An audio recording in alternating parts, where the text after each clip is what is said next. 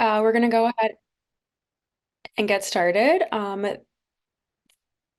Thank you so much all for coming to our NSA Connects on early childhood stuttering. Just a few housekeeping items. Feel free to keep your video off or on. Just be mindful of if you do have it on or off. And please stay muted throughout. If you have questions, you can put them in the chat. There will be time dedicated to questions.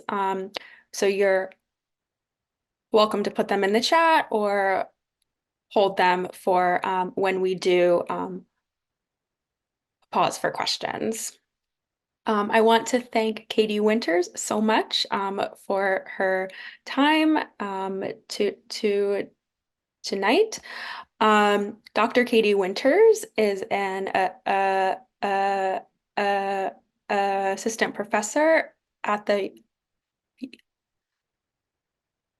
University of Cincinnati and the director of the Stuttering and Social Cognition Lab. In addition to working with children who stutter and their families through her research and community programming, she consults with speech language pathologists supporting children who stutter. Thank you so much, Katie, and we look forward to hearing you talk. All right, thank you so much, Courtney, for the introduction. And I'll say this probably multiple times tonight, but thank you to everyone who gave up time on a Wednesday evening to listen to me talk about childhood stuttering and hopefully also participate in the conversation. Pam and I figured this out before we opened the waiting room. So theoretically, I will share the correct screen with my slides, but if I don't, we'll get there. So give me just 1 second here. And then my last, before I get started, disclosure, I do have a dog in my home right now. So occasionally she gets excited about certain neighbors. And I apologize if y'all hear any barking during that time. So I believe that you all can see just the screen with the slide and not presenter mode. Perfect. Thank you, Courtney. And so we'll go ahead and get started. So as Courtney mentioned, my name is Katie Winters. I am a new assistant professor at the University of Cincinnati. Previously, I was at the University of Texas at Austin, where I completed my PhD. And now I've moved into this new faculty role and also started my own research lab where we answer questions specific to social cognition and stuttering, which you'll hear a little bit more about during the presentation. So before we really dive in and get started, I have to say thank you to NSA for inviting me to share a little bit about my work and talk about this really big topic. And especially thank you to Tammy, to Pam, especially for helping running the Zoom room while I'm talking, and for the professional relations committee. So Courtney and Jodi, Megan and Caitlin for inviting me to come and talk with y'all this evening. I also know that there are other folks who work for NSA who helped put this event together. I don't know exactly who you are or what you did, but very much appreciate getting the word out and promoting this so that we can have this discussion together this evening. And then, of course, finally, everyone who's on the call, thank you so much for sharing part of your Wednesday with me. As I dive in, I also have to disclose I'm not great at managing the Zoom chat or what's going on my screen when I have the presenter mode up. So if at any point I'm missing something glaring, Courtney or Pam, please stop me and let me know. Okay, so a couple more disclosures before we definitely dive in. I receive a salary from University of Cincinnati, and then probably more importantly, I want to share that I'm not personally a person who stutters or a stutterer, so I do not have that lived experience that I can speak to. And in talking about early childhood stuttering, I want to also share that I'm not a parent or a caregiver right now. I am a speech language pathologist. I'm a researcher and advocate for the stuttering community. And a lot of what I've learned has been through people who do have those lived experiences that I don't have. And then finally, an hour and a half is not long enough for us to talk about everything that's important for early childhood stuttering. So we'll be able to touch on some things, and I hope that part of that can be guided by what you all are most interested or have the most questions about. But this will definitely be part of more of an ongoing conversation. A little bit about me. I know that some of the names in the Zoom call are familiar, and so happy to see some familiar faces. If I haven't had the pleasure of meeting you yet, I want to share a little bit about myself. I am originally from the East Coast. I completed my bachelor's and master's degrees at the George Washington University in Washington, D.C. And this is where I had some of my earliest experiences, both working with preschool age children, more from a developmental psychology lens in a social cognition lab, but also my early experiences in stuttering, taking classes with and doing research with Dr. Shelley Brundage, who's at GW. After that, I worked as a speech language pathologist in both adult and pediatric settings. The one that I want to bring to note is Kennedy Krieger Institute, which is in Baltimore, Maryland. And the reason I like to highlight Kennedy Krieger is because a lot of their clinical training focuses on children's neurodevelopmental processes, and that also informs how I think about childhood stuttering. After I worked as a speech language pathologist for a few years, I returned to school for my doctorate from the University of Texas at Austin. And in kind of remembering where I've been over the last many years, I realized that my first NSA conference was actually a decade ago in 2014 when it was in Washington, D.C. So just a fun kind of highlight there. Before we dive into tonight's topic, it would be really helpful for me to know a little bit about who is in the audience. So I know we had thought through if we could do a poll or not. I'm not sure we have the capability to do that. So I'm wondering if folks could either put in the chat or use the raise hand function to share a little bit about who's in the room. So first, I'm curious who might be joining us as either a parent or a caregiver of a child who stutters. I'm going to stop my screen share here so I can see what people are saying. So if you are a parent or a caregiver, if you could use the react function and raise your hand so I can see how many we might have in the audience. Okay. Okay, so we've got a couple of parents and caregivers. Also love people putting it in the chat. That's awesome. Grandparent and SLP, parent here. Awesome. I wonder if people could put in the chat or raise their hand if they are a speech language pathologist.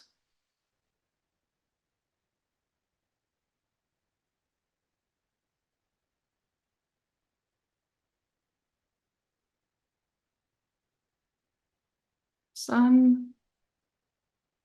And then folks who are just members of the stuttering community. So you stutter or you have another loved one who stutters. And I love folks putting in the chat these intersecting identities where you say, I'm an SLP, I also stutter, I also have a child. So that's excellent. And I think that will lead to some really good discussion for us in a little bit. Awesome. Great. Reading some of these in the chat now. Awesome. All right. I feel like I have a good sense of who is here. So we'll go ahead and dive back in.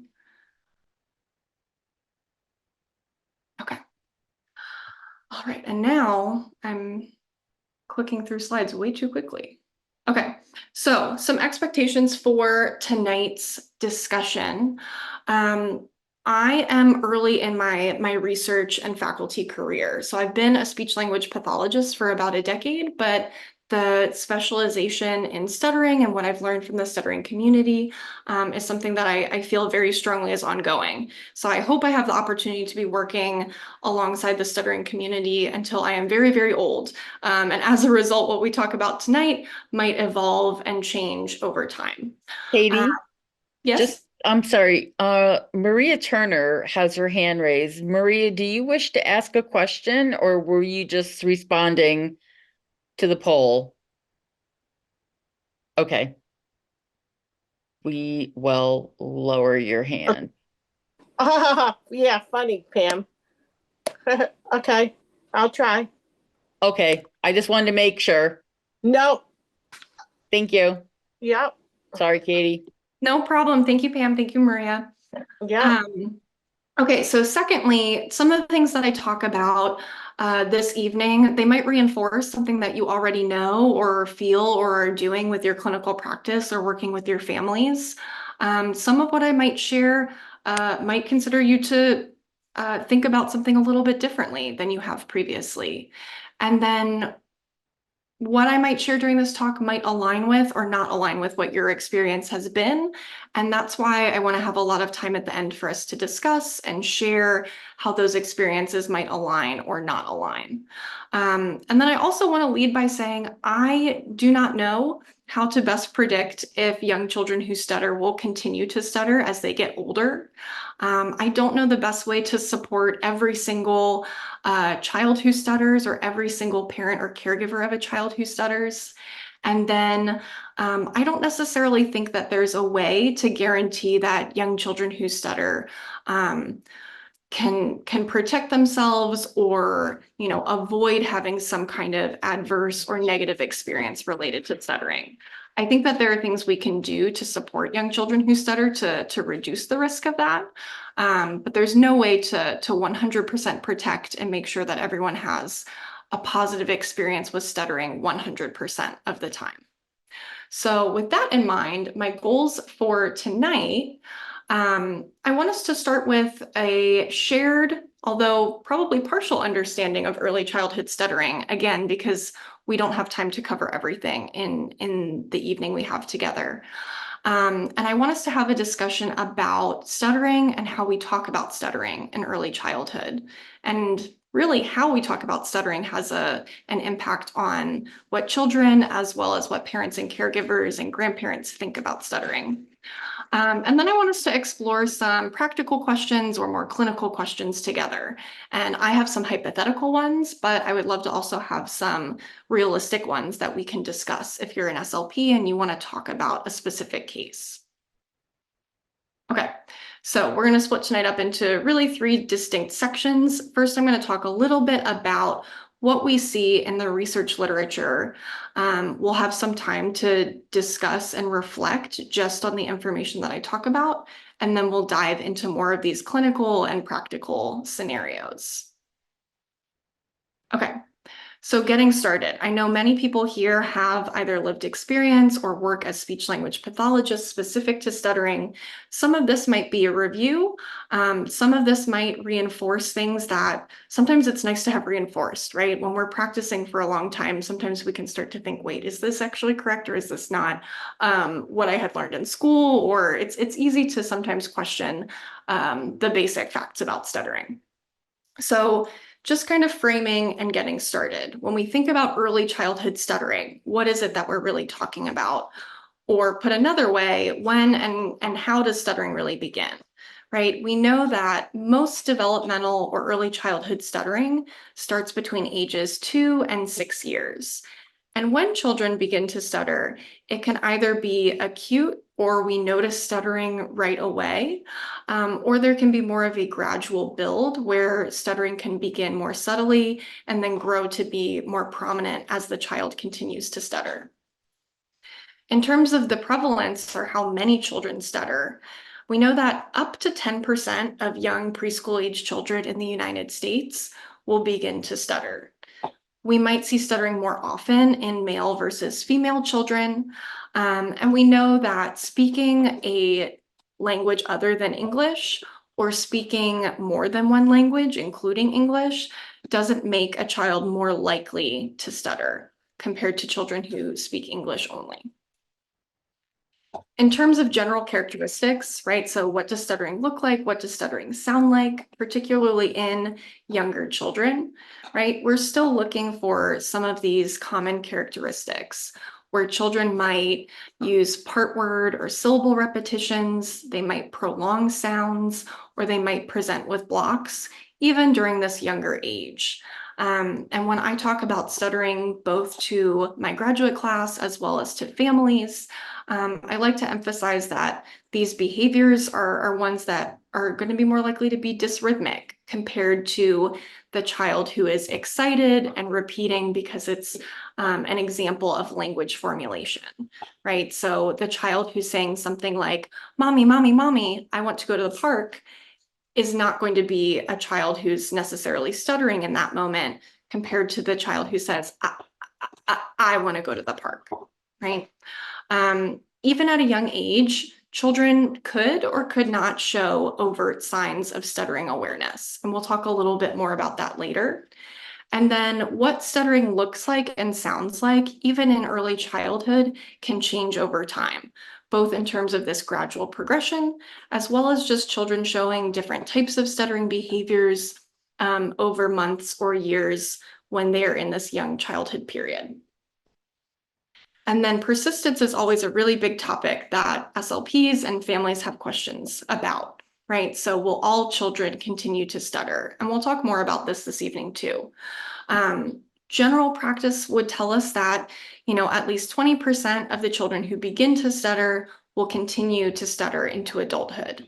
There's some research and some clinical guidance that tells us that certain characteristics about a child who stutters might be more closely associated with persisting compared to not persisting. But ultimately, even when we look at the most current research on stuttering persistence, we don't know with absolute certainty which individual young children will continue to stutter and which will not. Okay. Before we shift into more details about stuttering, I want to provide just the general overview of ways that we can talk about stuttering. When I was a master's student, a lot of how we talked about clinical presentations, stuttering, or other presentations within our scope of practice as speech-language pathologists, a lot of that followed a medical model of disability, right? Where our job as speech-language pathologists is to fix whatever the pathology is. And I know that there are many clinicians and researchers, both on this call and not on this call, who have began talking about stuttering in terms of a social model of disability.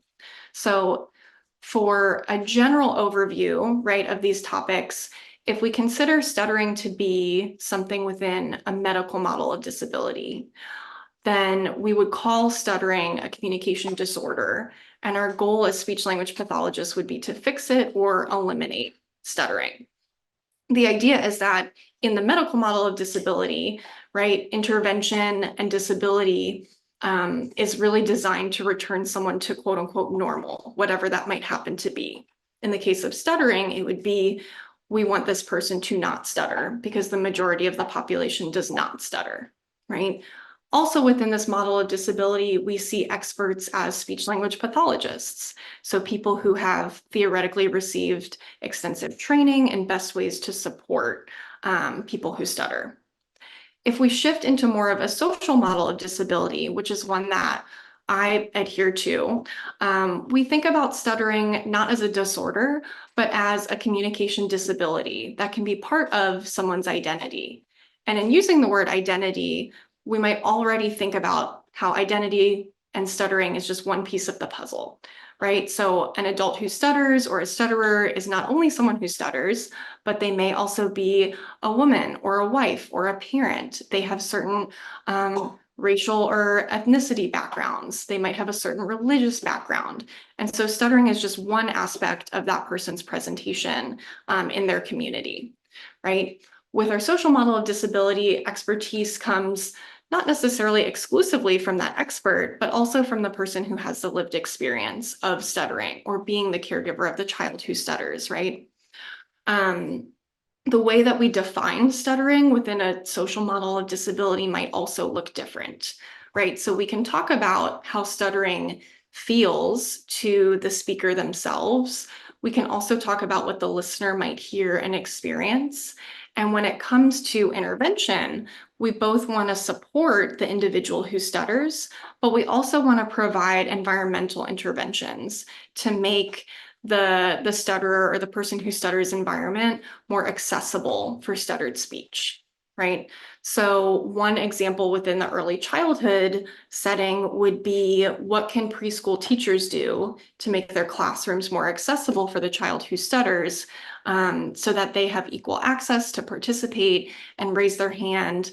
Well, it's preschool, so we might not be raising our hands, right? But they have more of an option to communicate with their peers in that preschool classroom setting. So when I talk about stuttering, the way that I think about it very much follows this social model of disability.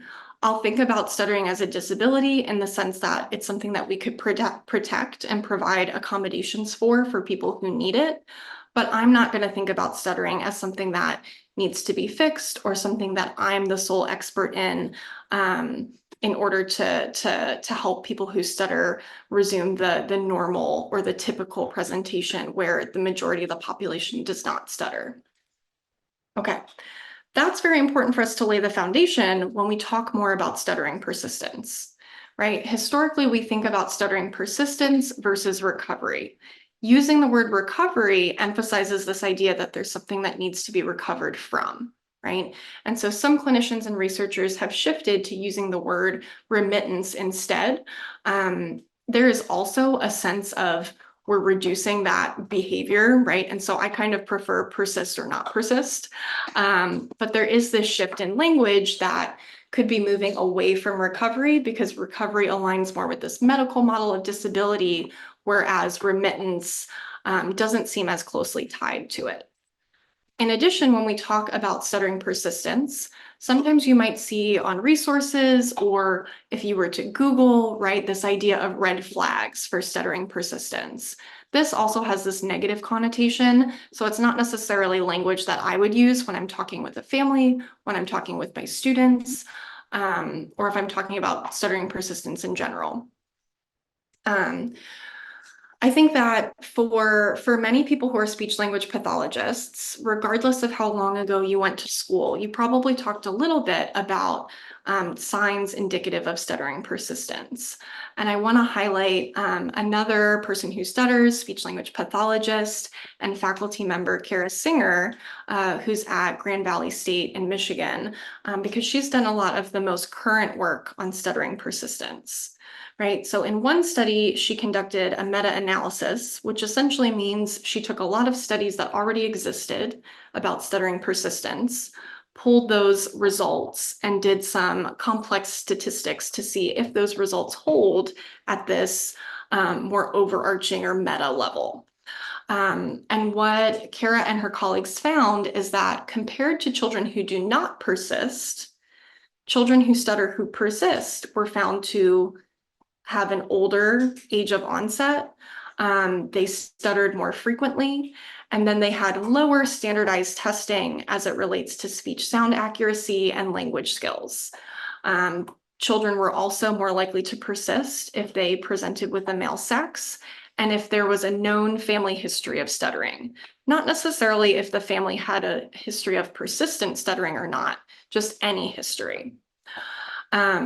A second study looked a little bit more at this to see if there are factors we can use to predict stuttering persistence with a pre-existing longitudinal sample of children who stutter. And the 4 factors that were identified as most helpful in predicting stuttering persistence were the time since stuttering onset, speech sound accuracy, expressive language ability, and then stuttering severity measured using the SSI. Now, when we look at this at more of a surface level, this can be helpful for us as clinicians when we're counseling families, right? So we see that there are certain sets of skills that are associated with stuttering persistence. I do also like to caution folks when we look at these lists, because when we add the details in for how we characterize what older age of onset means, or what lower speech sound accuracy really means in the context of these studies, for those people who are clinicians, you'll see that a lot of these scores are kind of high, right? So when we look at the results of this meta-analysis, if I can pull out one example, right? So children who had persistent stuttering had comparatively lower expressive language skills. But on a standardized assessment, their score would be 105 compared to 115. So for clinicians on the call, when we think about a standard score, 105 is within the range of age expectations. 115 is just slightly above, right? But particularly when we think about preschool age children, for folks who have done a lot of standardized testing with this age group, you can think about the number of items that really differ in order to have this broad of a difference of standard score.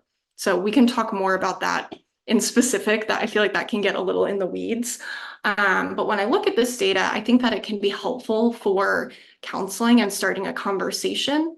And also, some of these findings really represent a lot of the children that we work with who stutter, right? So particularly in this 4-factor model, these 4 items that indicate a higher likelihood of stuttering persistence, even if we focus on speech sound accuracy and expressive language, children who have less than 115 on the GFTA, or children who have less than 106 on the TELD, might be more likely to persist. So there are a lot of children who might perform within age expectations on these assessments that would be placed into this category of maybe more likely to persist. For those of us who work with a lot of preschool age children, that means that there might be a lot of children where we have this conversation about likelihood of persistence. Okay. In talking about early childhood stuttering, I think it's really helpful when I first meet with families to tell them in really broad strokes what, as a field, so as research and clinical field, we know about stuttering through consistent research over time, right? And so the way I usually break that up is into 3 different variables. So we know that childhood stuttering is neurodevelopmental. We know that it's multifactorial in nature, and we know that it is variable. And this is something that's consistent when we look at adults, but for tonight, we're focusing on early childhood. So I'm going to try and stay focused in that age group as well. So when I explain this to families, I'll say that childhood stuttering is neurodevelopmental. And really all that means is that stuttering begins during a period of really significant brain development for children. And as clinicians or as parents, you know this to be a time where your children are learning a lot of skills, right? With respect to the speech sounds that they're able to produce, with respect to their language abilities, both what they're able to understand and the complexity of what they're able to express.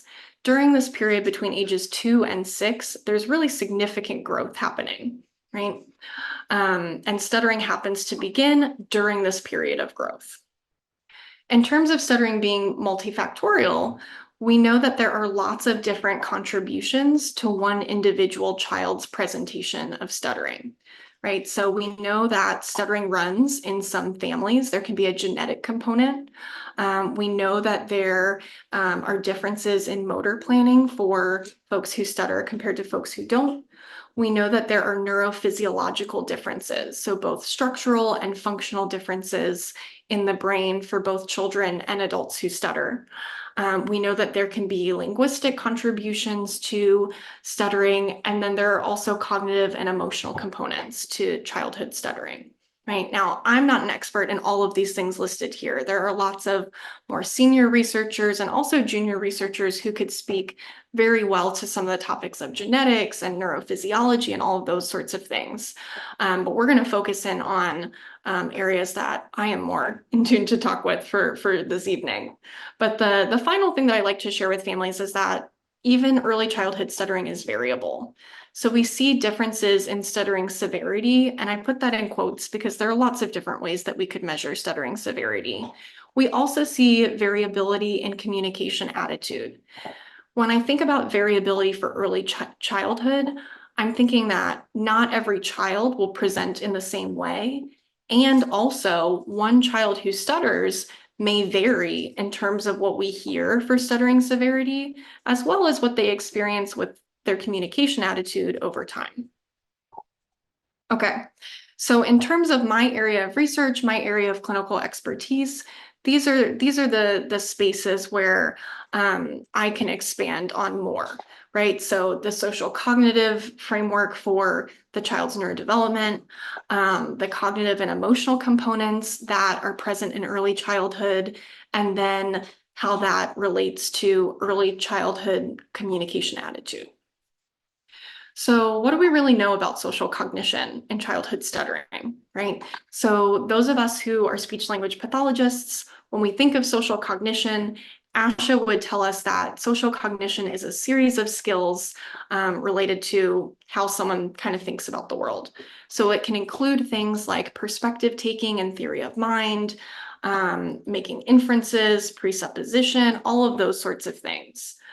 When it comes to childhood stuttering, this is an area that really is just beginning to be looked at, and people are just beginning to investigate questions about this within the research realm.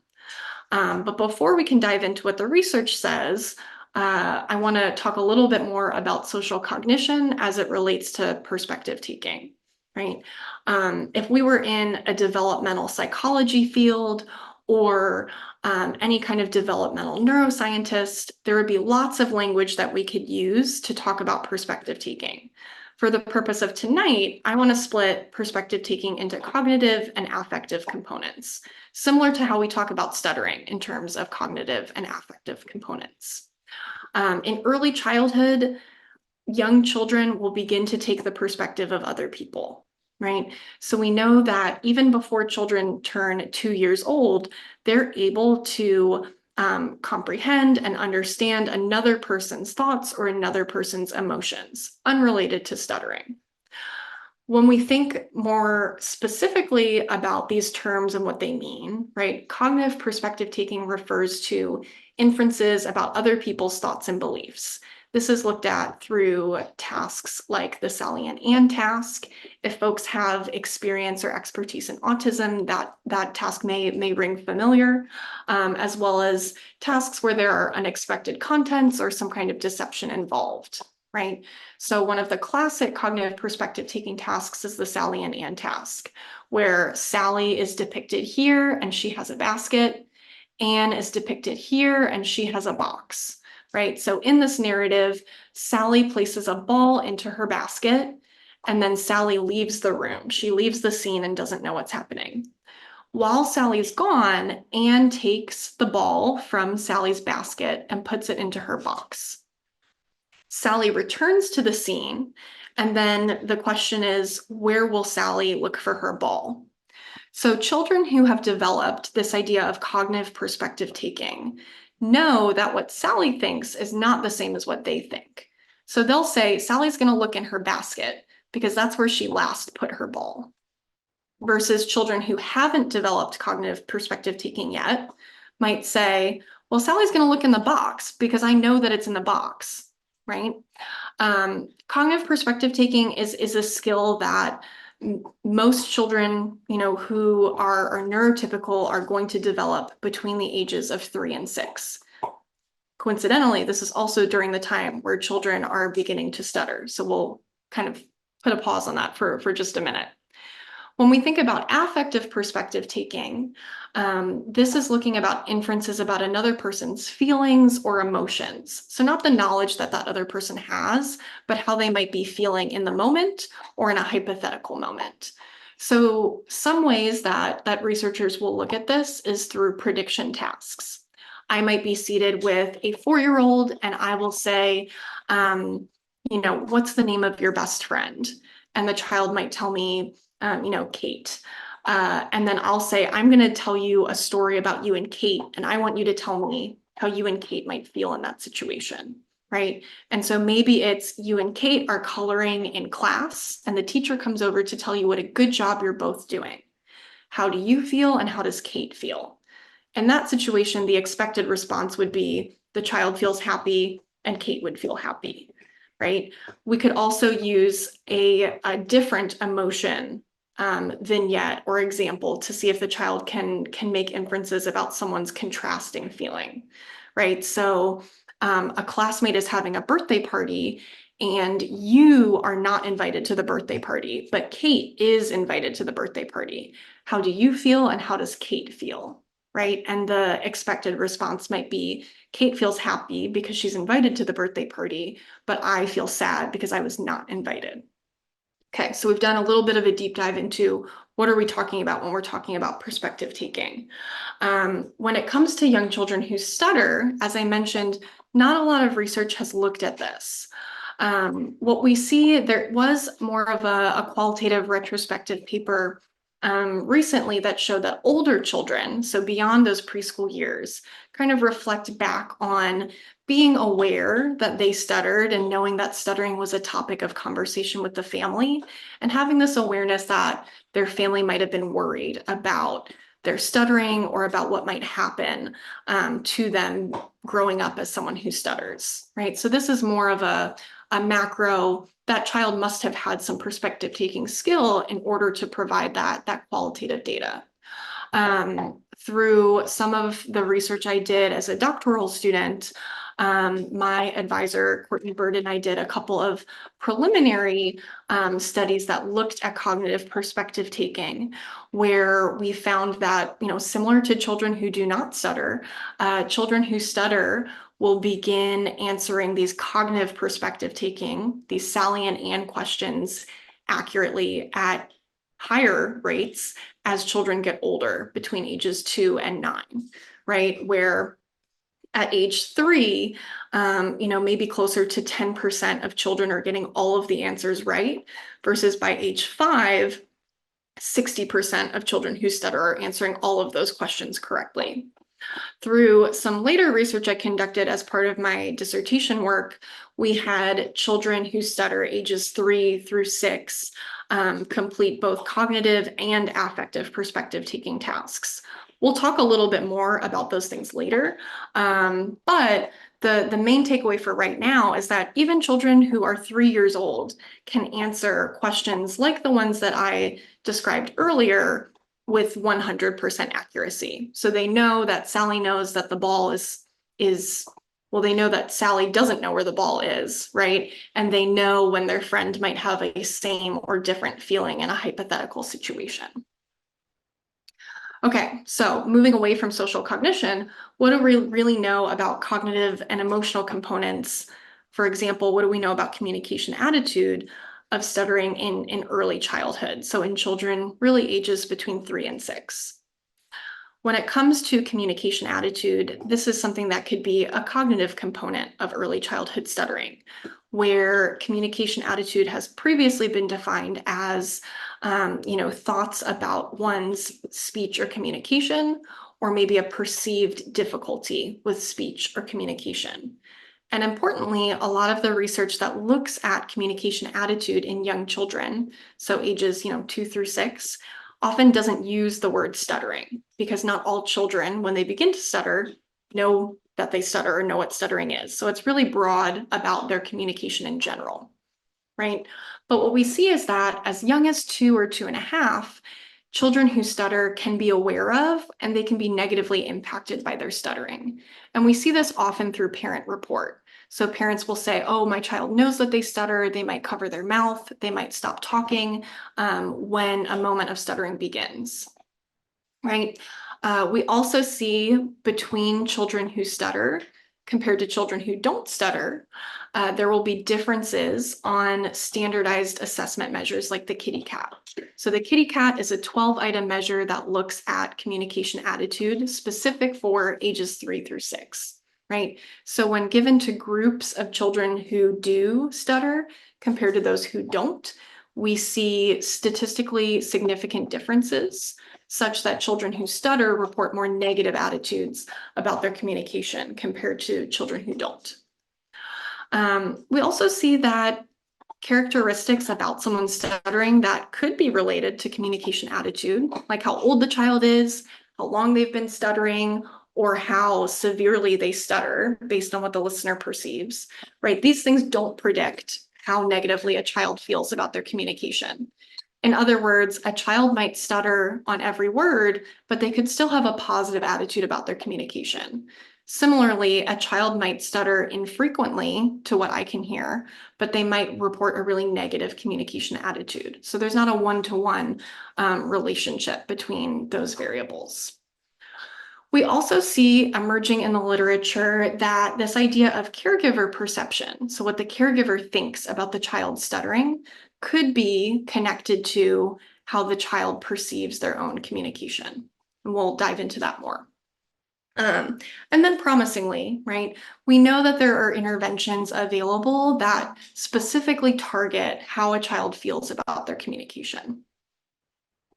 Okay, I've been talking a lot about preschoolers, and I want to acknowledge that although there's research that says preschoolers have a negative experience related to their communication, this isn't, distinct from other age cohorts of people who stutter. We know that school-age children, teens, and adults who stutter report both internal and external consequences of the stuttering experience. But what's unique about preschoolers, or what makes these cognitive and emotional components distinct, is that at this early age, young children often see themselves through the eyes of their caregivers, right? And so what does the literature really tell us that caregivers think and feel about stuttering, right? There are a few studies that have looked at this mainly in qualitative interviews and that sort of thing, or surveys, right? But what we see across the literature is that some parents and some caregivers, this doesn't mean that all caregivers or parents feel this way, but some report shock, worry, or guilt in response to this diagnosis of stuttering. Some people report discomfort even using the word stuttering. We also see that parents report a negative impact of their child stuttering on their relationship with their child, right? There can also be this perceived sadness, fear, or irritability that the caregiver is perceiving in their child, right? And then some caregivers are really certain about this assessment. Like, I'm a caregiver and I feel very certain or very sure of the fact that my child has this adverse impact, this internal adverse impact of stuttering. When we look at research with older cohorts of children who stutter and their parents, there's this tendency for parents to overestimate how negatively the child feels about their stuttering, right? And I'm sure that SLPs in the room can maybe think of an anecdotal example of this as well. So what do we really know about caregiver perception, right? In terms of caregivers estimating what their child thinks or feels about stuttering. This is another more recent area of inquiry in the research literature that's used both younger children as well as older children who stutter. So one recent study looked at a measure of the OASIS. So this was specifically given just to caregivers, not to children themselves, right? And caregivers were asked to estimate what the adverse impact might be for their 2 to 5-year-old child who stutters. And the results showed that parents reported this mild to moderate overall adverse impact of stuttering, and that caregivers were certain in that assessment. Again, that sure, yes, I really do think that there's this adverse impact. Like I mentioned before, caregivers of older children might overestimate how negatively their child feels about their stuttering compared to their child's own report. And then family history might also play a role in how caregivers perceive the internal experience of communication or stuttering, such that when there's no family history, caregivers or parents might be more likely to provide a similar rating as their child when their child is between the ages of 7 and 12. Whereas when there is a significant family history, we see this overestimation effect happening. Okay. So this is a big lead up to, well, what about preschoolers, right? We're here to talk about early childhood stuttering. And are caregivers accurate in estimating their young child's communication attitude when using a tool like the Kitty Cat that's designed for that early age? And this was really the big picture question that I tried to answer as part of my dissertation research. So we're going to talk very briefly about this. Let's see, and I think It's a really interesting order of events for the animation. So I'm just going to have all the bullet points and go up through them. So as part of my dissertation work, I conducted really 2 studies that looked at the kitty cat as completed by 3 to 6-year-old children who stutter, and then one of their caregivers. And so we used a caregiver adapted version of the kitty cat. So again, the kitty cat has 12 yes and no questions that asks about how the child feels about their communication.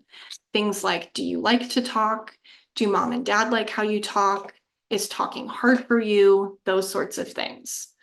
We also gave this measure to caregivers with specific instructions. So we said there are 12 items that follow. Answer these questions the way that you think your child would. So in other words, we're asking you to take the perspective of your child. After they answered those 12 questions, we said, okay, on a scale from 1 to 5, 1 being not at all confident to 5 being very confident, how confident are you that you actually got it right? So did you actually answer the way that your child would? And we have really kind of 2 main findings from these studies. The first is that unlike older children who stutter and their caregivers, caregivers of younger preschool age children or 3 to 6-year-old children are more accurate in guessing or estimating their child's communication attitude. So the score that the caregiver earned on the kitty cat was more similar to what the child earned on the kitty cat. Interestingly, the caregivers reported conflict with their child helped predict who was the best estimator. So when caregivers perceived low conflict with their child, they were better at predicting what their child's kitty cat would be, right? When caregivers had high conflict, we didn't see this relationship. For the other variables that we were interested in, so how confident the caregiver was, as well as the observer rated stuttering severity, so things that we saw earlier in the literature that might be relevant, these variables were not related to how accurate a caregiver perceived their child's communication attitude. So in other words, if a child stuttered more, the caregiver was not more in tune with their child's attitude. Similarly, if the child stuttered less, the caregiver was also not more in tune with the child's attitude. We then looked at using the kitty cat and this caregiver kitty cat to see if these things were related at all to measures of the child's perspective taking.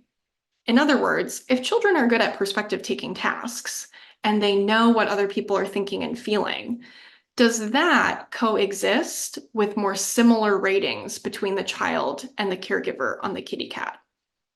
And what we found is that no, perspective taking did not predict the items that caregivers and children agreed on with the kitty cat. And there's a pretty good logical reason for this. One being that only about 3 items out of the 12 on the kitty cat require the child to take someone's perspective. So it's not totally surprising that this wasn't a significant predictor. What we can say more descriptively is that caregivers and children most often agreed on the item, do mom and dad like the way that you talk? We can't answer why, but we can say that that was the most common item where children and their caregiver had the same answer. Not necessarily that they all answered yes, but that they answered in the same way. What we also found, which was interesting and kind of relates to the more recent research in stuttering persistence, is that things like speech sound ability and language ability predicted how well children and caregivers agreed on the kitty cat. So we can definitely unpack and talk about that more. One idea is maybe something like a speech sound disorder where a child has a really consistent difference in their communication might be more consistently observed. Maybe it's something that the caregiver and child talk about compared to a child who stutters but who doesn't have a co-occurring communication diagnosis. But we can definitely talk and speculate a little bit more about that. So as far as this dissertation work goes, I do want to pause and acknowledge the people who made these studies possible, including the research funding that I obtained to complete these studies, my mentorship team, the speech language pathologists that helped identify the children in these studies, as well as the many students who helped make this possible. And now I have been talking for a long time, right? So you've heard early childhood stuttering through the filter of Katie Winters, right? But there are many people on this call who have direct experiences with this as well.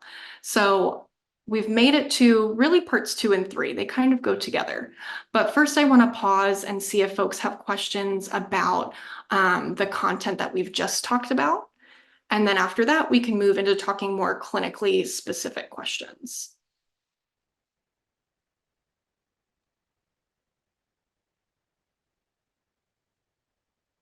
Katie, would you like to stop screen share for a moment? Sure. I think that would definitely facilitate some more discussion. Yes.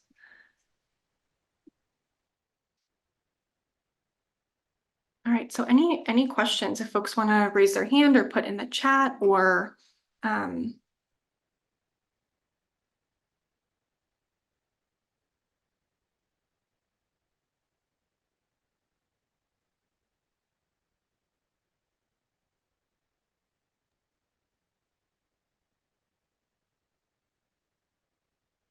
So Chris Reeb in the chat, are you seeing that? Yes, yes. And thank you, Michelle.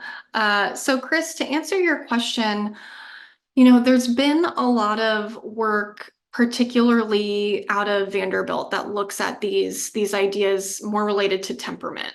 So things that you had mentioned, like children who are highly sensitive, who are more shy, who are slow to warm, that kind of thing.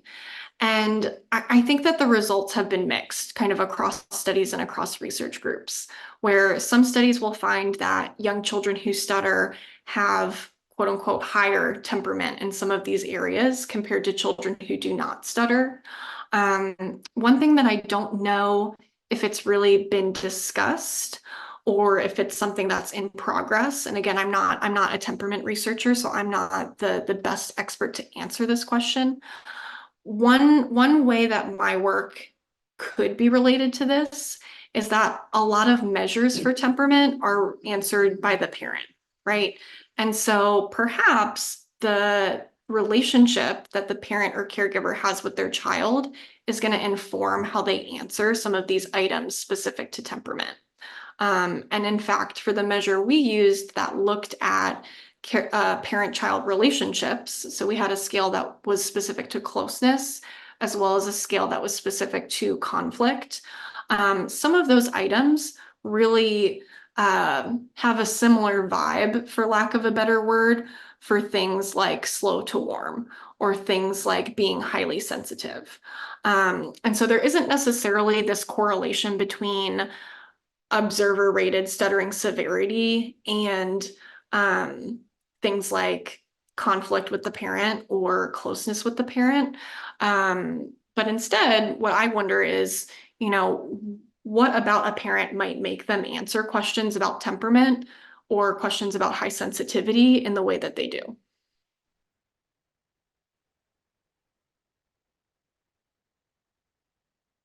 Yeah, you're welcome. Any other questions or thoughts or?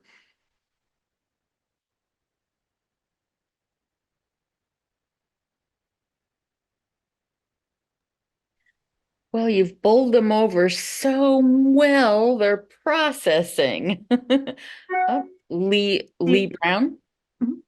Hi, thank you. I have a question about the kitty cat.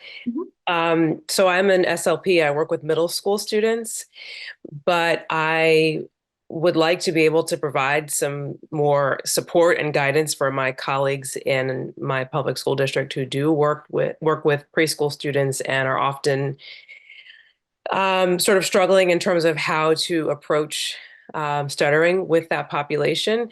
And one of my concerns in public schools is the assessment that we often use.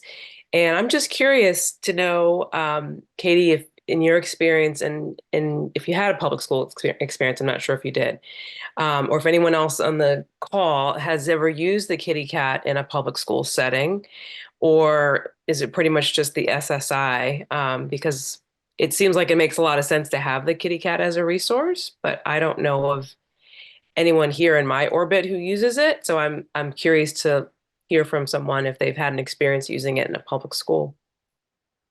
Lee, that's such a validating question. And also, your colleagues are so lucky to have someone who's looking out for a totally different age group in your Oh, school district, because I thank know that you. you're probably swamped just trying to like hold down middle school. Schools Thank you. was probably you're very welcome. Schools were one of the only settings that I did not work in, and that's because my mom was a public school teacher, and I had heard too many horror stories and ran away. Okay. Um, but I very much have a lot of empathy for school-based SLPs, and I work with a lot of school-based SLPs who helped recruit for the studies that I talked about today. Okay. One thing that I like about the kitty cat is that it is more affordable than a lot of other standardized tests. It's less than, I don't know why my computer does this, but I'm like, I want to make a list, not do a thumbs up. But I think it's like less than $100, which I know that it's hard to make purchases at the school level at all, but it is something that is more affordable compared to like a self, you know? Mhm. Um, Okay. and so I do think that it's something that is appropriate for using with school age or not school agers, excuse me, preschoolers. The other thing is that it's one of the only assessments you can use to look at something that's not the SSI in that age group. Yeah. The kitty cat, it's really the only self-report standardized measure right now that's available for that age group. So I know it's something that we use a lot in research settings. It's something that I used when I worked pediatric outpatient. It's something that I do encourage people to have just so they have some measure of self-report. Mhm. But if it's not available, you can also ask a child how they feel about their communication or how they feel about their talking, Yeah. right? So, Mhm. in a more qualitative sense, you could say, you know, do you like to talk? What does the child say? Why do you like to talk? Why don't you like to talk? And then you can get some more qualitative information that the Mhm. kitty cat is not going to give you because it's 12 yes, no items. I do think that kitty cat has its limitations, and I think you know, researchers and clinicians who use it will all speak to that as well. A lot of it is, you know, are the questions I'm asking really questions that are reaching the child and measuring what I think I want to measure? Mhm. Part of my motivation for looking at some of these social cognition tasks is to show in a non-stuttering context, children Mhm. are able to take the perspective of another person, right? Some of the items that give SLPs pause sometimes are things like, do other people like the way that you talk? Scientifically, like, yeah, young children should be able to answer that question. Mhm. And so I think that that provides a little bit of support for using the kitty cat, but there are also definitely pros and cons. Especially in the school setting, though, where you might not be able to have a parent fill out a lot of rating scales themselves. Love to have a self-report option. Thank you. I appreciate that. And it's good to know that it's affordable because, as you know, that's definitely one of the biggest concerns when it comes Yes. to assessments in public schools.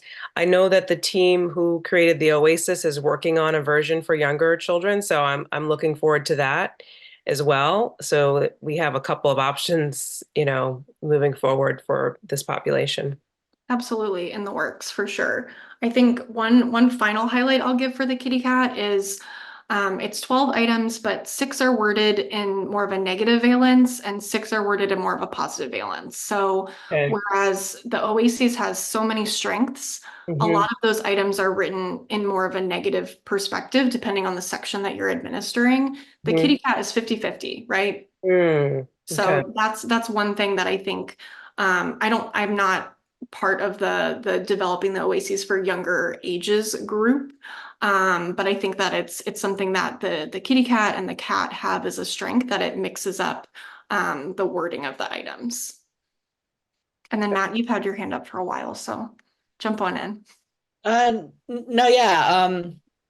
No, yeah. I just wanted to ask. I saw that you had talked about those two studies that I think it said in 2024. I wanted to ask, have those been published, or will they be published soon? Because a few weeks ago, I was at the Connecticut Speech Language Hearing Association, and I was presenting on like some of what on some of my master's research, where I asked adults who stutter to reflect on childhood treatment.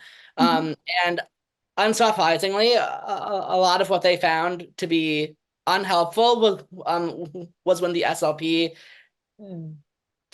didn't take the time to kind of like find out what they thought and felt about their own stuttering. And a lot of the questions and feedback I got from SLPs that primarily treat young kids was that they were kind of skeptical of whether you could even like talk to young kids about thoughts and feelings, and if they would like be able to like self-reflect on that. So I just think that having those would be like helpful to be able like to show other clinicians and saying like yes, like I mean young kids can self-reflect on these things. First of all, love that for a master's thesis project, and I'm excited to hear Thanks. more about that. One of the papers should be coming out soon. I'm waiting for the proof pages on it. The other one might take a little bit longer, but it will at some point see the light of day. So that's exciting. But yes, those are either accepted papers or they're on their way.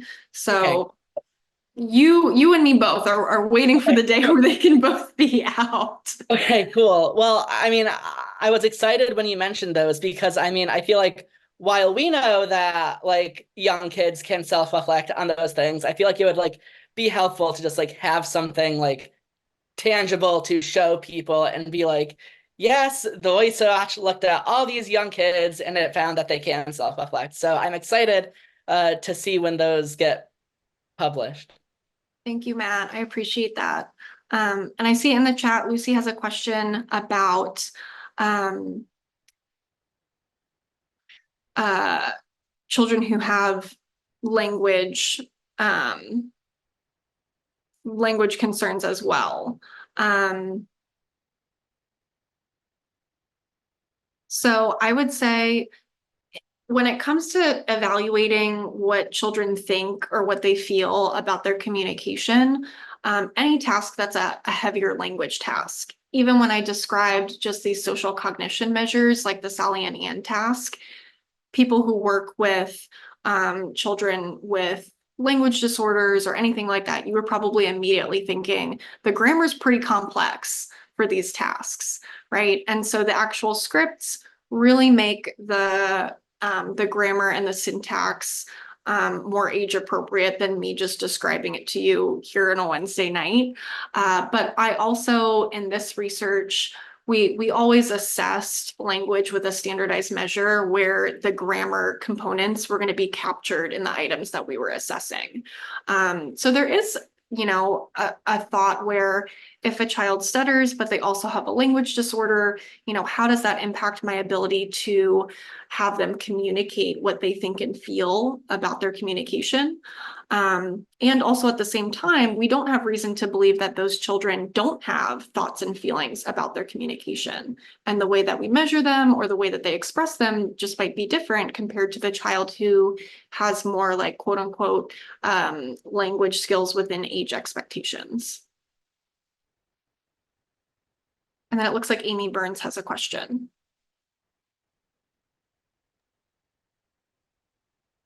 I think it was in the chat earlier. It looks like she was asking, is it necessary to use the SSI if we are using the social model? I love that question. I feel like it's a question that we get to talk about a lot as researchers and clinicians. And is there a benefit of using the SSI?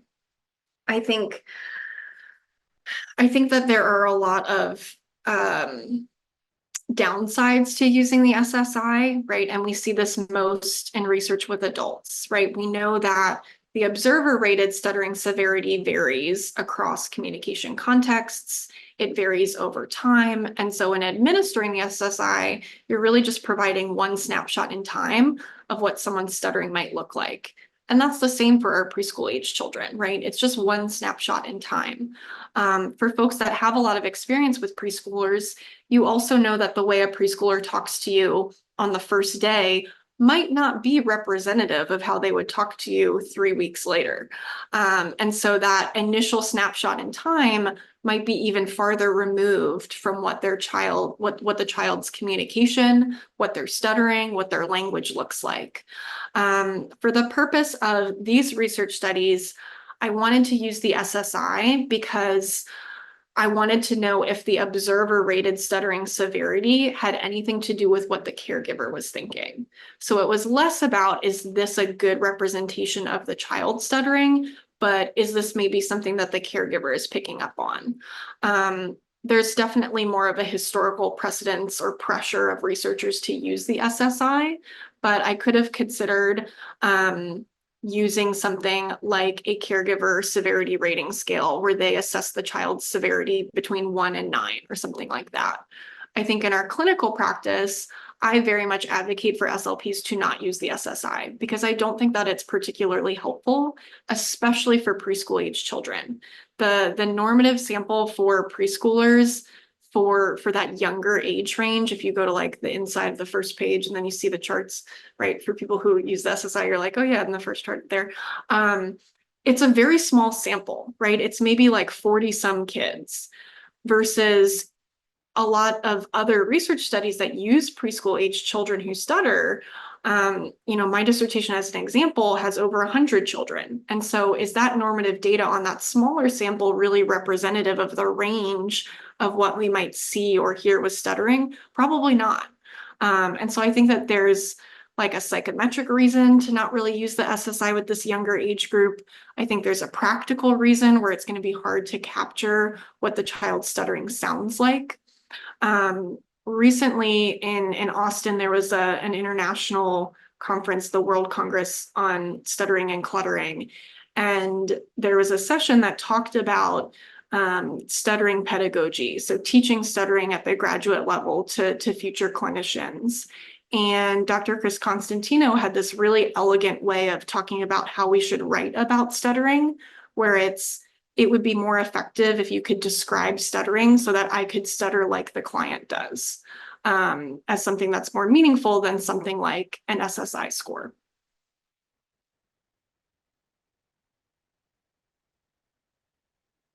Happy to be validating about trying to move away from the SSI, Amy. So I'm looking at your time. I know that it's 8:12.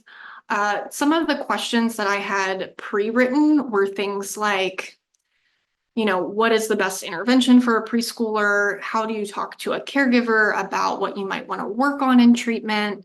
But I know we have a lot of SLPs on this call and a lot of family members on this call. So I also want to kind of honor and respect if you all have specific questions that you want to think through as a group or that I can attempt to begin to answer. I want to prioritize those first over my like pre-written questions, which I did co-write with an SLP, but I think that y'all's questions will be more motivating for the group.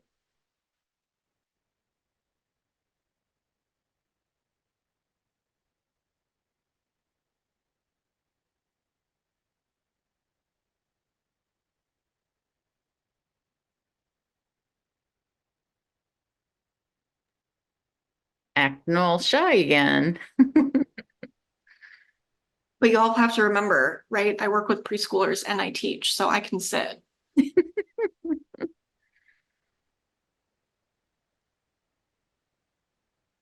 Okay, so Brianna in the chat, as a parent of a child who stutters, thank you. You're very welcome.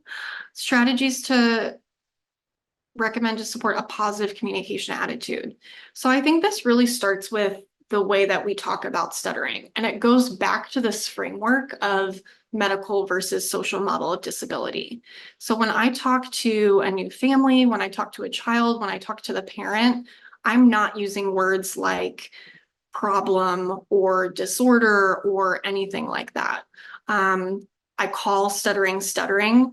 I think that, a lot of preschool speech language pathologists were taught, myself included, to use words like bumpy speech. And I very much stray away from that and call stuttering stuttering because children can handle the word. Right. And so one way to support a positive communication attitude is by talking about stuttering in a more neutral to positive way.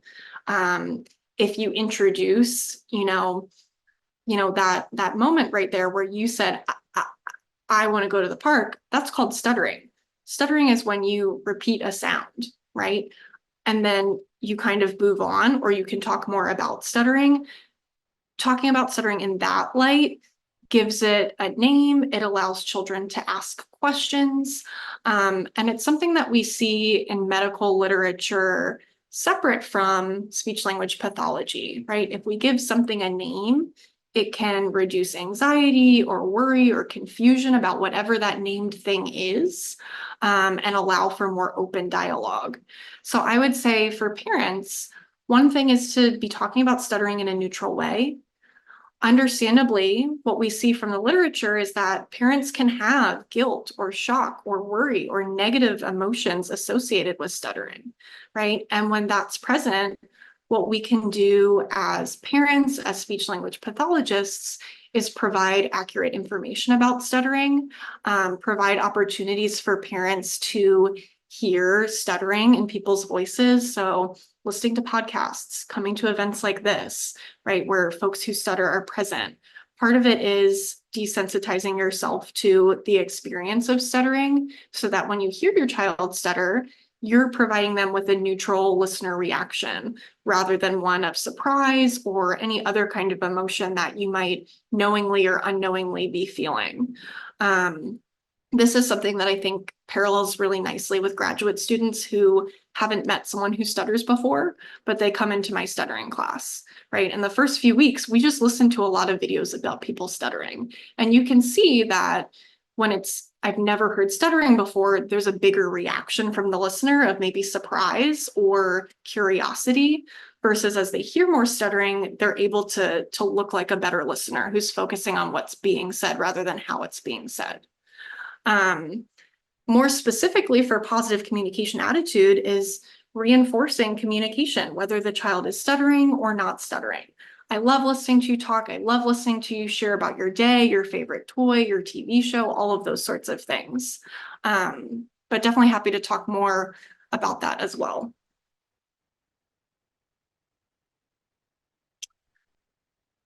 See. Okay, so Chris says, what are your thoughts on exercises such as beat speech and other practices being worked into daily life?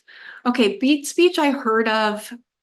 All of these practices have different names, right? And so beat speech, I think, is a name that's less familiar to me, but I think you're referring to things that are, here's a way of talking that should theoretically enhance fluency and decrease stuttering. Am I right? Yes, awesome. I think that for the research field of stuttering and also including, clinical experts and members of the stuttering community, my experience as a listener is that I hear a lot of people talking about adults and stuttering acceptance and what can we do for adults with respect to stuttering acceptance.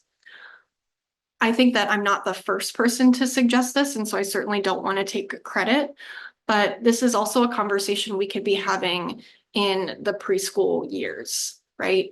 Some folks will say during this period of neurodevelopment between ages 2 and 6, perhaps the brain is most malleable, and maybe these behavioral techniques will increase fluency so that the child is less likely to persist. But frankly, a lot of our intervention research that looks at these outcomes where the primary outcome is the child is no longer stuttering, the amount of time in these studies is very similar to the amount of time it takes for most children to spontaneously recover or not persist in their stuttering. So I'm not fully convinced that things like syllable timed speech or beat speech or fluency shaping or things are actually making stuttering not persist. And for preschoolers, we're asking them to do something that's really cognitively demanding, right? Every time you talk, I want you to breathe a certain way and speak a certain way. So I think it can be really difficult. And I have a hard time as a therapist recommending people do that all of the time or encouraging their children to do it all of the time when I don't know for sure that it's actually going to be effective in having the child not stutter. I also, in following this more social model of disability, I don't look at stuttering as something that needs to be fixed or cured. right? And so my primary outcome as a therapist is not, I want the child to stop stuttering. My immediate focus is, let's talk about what stuttering is and answer any questions that you have about stuttering, particularly for the caregivers, right? And then I also want to talk to the child and talk to them about what stuttering is and answer the questions that they have, right? Matt had said in his thesis, or talking to SLPs, there's this concern that, like, can young children talk about these things and reflect on these things? And also, I'm sure there are lots of people on this call who have experience with preschoolers, whether they stutter or not. They can tell you how they feel about a lot of things, stuttering being one of them. So I think that I feel like I went on a tangent there, so forgive me, but I did. I think that we have other outcomes that we can focus on with preschoolers that are not, how can I eliminate stuttering? You're very welcome. And that applies to the LIDCO program. I think that there are therapists who use the LIDCO program and talk about how it's been effective for them. And I can't, denounce that experience or what they've seen in their data or with the children that they work with. What I can add to the discussion is that for my dissertation research, when I saw over 120 families of children who stutter, nobody came to me and said, I loved the LIDCOME program. Many families came to me and said, we had to stop the LIDCOME program early because my child was crying and I couldn't do it. So I think that there's not one perfect solution for every family and every child, but I am hesitant to recommend something where I know that there can be this negative adverse reaction to what we're doing in the therapy room, and then what the family's expected to carry over and generalize at home. Pam had a question. Love that, Pam. Okay, what about preschool kids going to daycare? Should the daycare staff and teachers be made aware of stuttering? I'm so glad that you asked this question. I have a master's student at UC. Her name is Claire Kite. She did a project with me this year where we surveyed preschool teachers in Ohio, and we kind of did an experiment. So teachers got one of 4 situations. So they are either in big, like, full classroom circle time, we're reading a story, or the child's like at stations playing with blocks with 1 or 2 other children.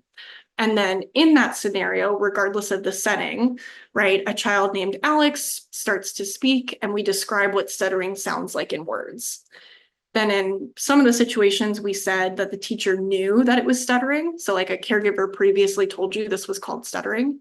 And then in some situations, we didn't tell them that, right? We just described stuttering and kind of hoped for the best. And what we found is that when teachers know that stuttering is stuttering, right? So when a caregiver has said, this is stuttering, the teacher is less likely to interrupt the child. So they're less likely to jump in and finish the child's sentence. They're less likely to stop the child and tell them to think about what they want to say. All of these things that we know from the research and from clinical practice that older children and adults don't want you to do as the listener, right? When the teachers don't know that it's stuttering, they may be more likely to interrupt. And that's not necessarily something that's done in a spiteful way or a mean way from the teacher, but it's the fact that maybe they don't know that what's happening is stuttering. But if they do know that it's stuttering and they know some best practices for communication, then they can provide the child with more time to say what they want to say. So I think when it comes to preschoolers, sometimes there's this hesitancy to use the label stuttering and then share that information. A, because there might be this stigma about stuttering. B, because there's this notion of, we don't know if the child will continue to stutter or not. But what we do know is that in the moment, at that particular time point, the child is stuttering. And if we use the word stuttering, right, we can make it easier for the child to talk about their communication. And we can provide the other adults around them with resources to be a better listener based on what we do know about stuttering.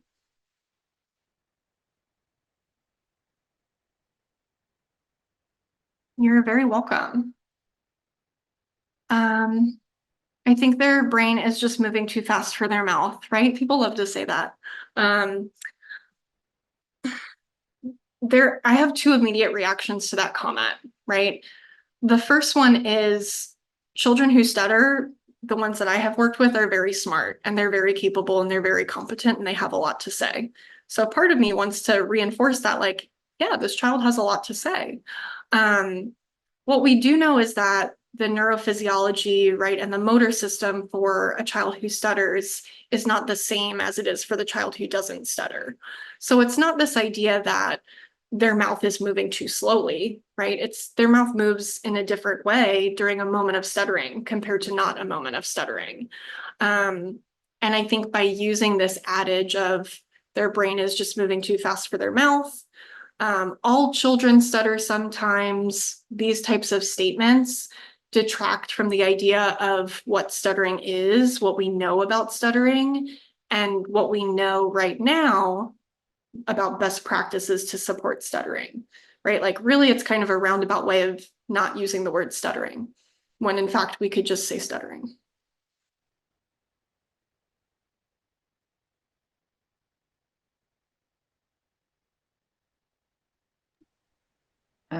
Lee Brown has her hand raised. Thank you. Just to piggyback on Amy's question, would you have a similar response regarding a young preschool age child who eventually outgrows stuttering? Is it that there was this sort of mismatch between the cognitive linguistic skills and the motor skills, and that's why eventually, the system kind of synchronized and then they ceased to stutter? Or do we have a different explanation for that population? Right. It's a great question. And I think I personally don't know enough about stuttering to explain what might be different about the child who persists versus doesn't, right? There are a lot of different, we know that the cause is multifactorial. And so the route to persistence versus not is also likely multifactorial, right? Whether there's something related to brain development, whether there's something related to genetics. Are some children who begin to stutter just predisposed to being more likely to persist or not? I think that there's likely, a number of explanations for why that might occur. Sometimes families will say something like, well, I don't want to tell them that they stutter because what if they grow out of it? And then we just didn't have to have that conversation, right? But a parallel that you could say is when your child has the chicken pox, you don't not tell them that they have the chicken pox because they're not always going to have the chicken pox, right? You tell them. So I think that there's a benefit in saying it from the start.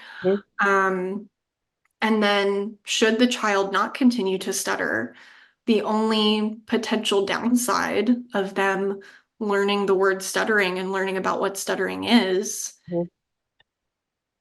I don't know what the downside is of that, right? Yeah. In life, if they meet someone who stutters, they know a little bit about stuttering. That's great. Right. And hopefully we'll have some compassion. Exactly. Right. For their experience. Yeah. I hear that a lot from parents who seem to be afraid, even with the middle school population, to use the word stuttering. And to me, it just speaks to the unfortunate stigma that is just so pervasive about stuttering. And just to piggyback on what we talked about earlier with Lidcombe and the beat speech, I think some of those programs actually contribute to the stigma because the goal is we've got to get rid of this. And unfortunately, I think when we teach those strategies and programs to children, we're sending that message to the parent and the child. Exactly. And then Lee, you get them in middle school and you get to be the fun SLP who has to have this conversation where, well, in elementary school, we were working on eliminating stuttering, but that doesn't work. So now we're going to switch gears. That's right? my life.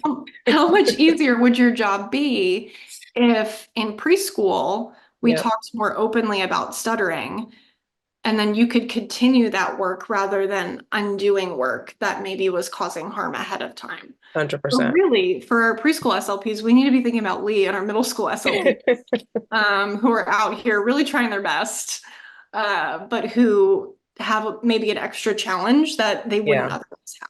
But you said the word, it's undoing. I spent a lot of the year with the sixth graders who I'm working with to just undo a lot of messaging that's been, just unfortunately, and most of it is not the best. It's not the most positive message that, they received in elementary school and that their parents received. And yeah, they look at me like I'm insane.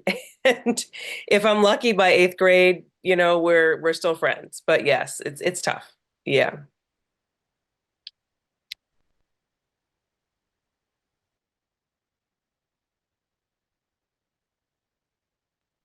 So I think we probably have time for one more question, if there is one. I just want to be mindful of time.